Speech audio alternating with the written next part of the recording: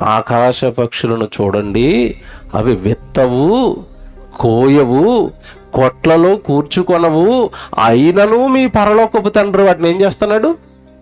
పోషిస్తున్నాడు. అవి దేవుడి పైన ఆనుకున్నాయి గనక వ్యవసాయం చెయ్యకపోయినా, కష్టపడకపోయినా దేవుడి పైన ఆనుకున్న ప్రతి దానిని దేవుడు పెంచి పోషిస్తాడు.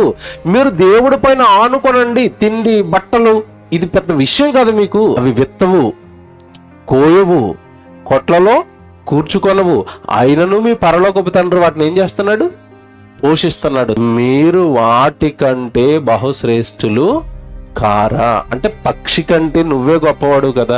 నీ కోసం పుట్టిన పక్షినే దేవుడు పెంచి పోషిస్తున్నప్పుడు నిన్ను పెంచడా?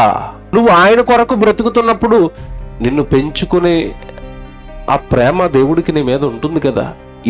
ఆకాశ పక్షులను విచారించుము, అవి నీకు తెలియజేస్తాయి. ఏం తెలియజేస్తాయంటే, మేము స్వదేశానికి వెళ్ళిపోతున్నట్టుగా, మేము ఏ దేశం నుంచి వచ్చామో ఆ దేశాన్ని గుర్తుపట్టుకున్నట్టుగా మీరు కూడా మీ స్వదేశాన్ని గుర్తుపట్టండి. అది పక్షులు నేర్పేది.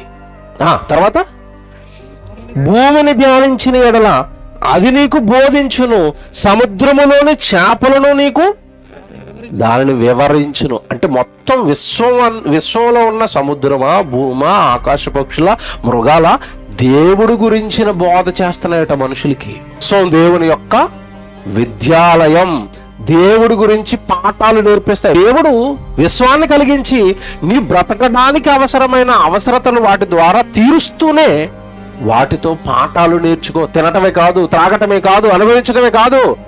విశ్వం దేవుని విద్యాలయం. నక్షత్రాలను కదుపు, ఒక పాఠం నేర్పిస్తాయి.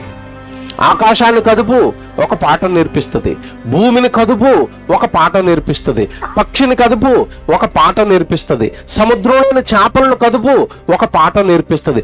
ప్రతిదీ కూడా నీకు దేవుడి గురించిన పాఠాలు నేర్పిస్తాయి. విశ్వం దేవుని యొక్క విద్యాలయం.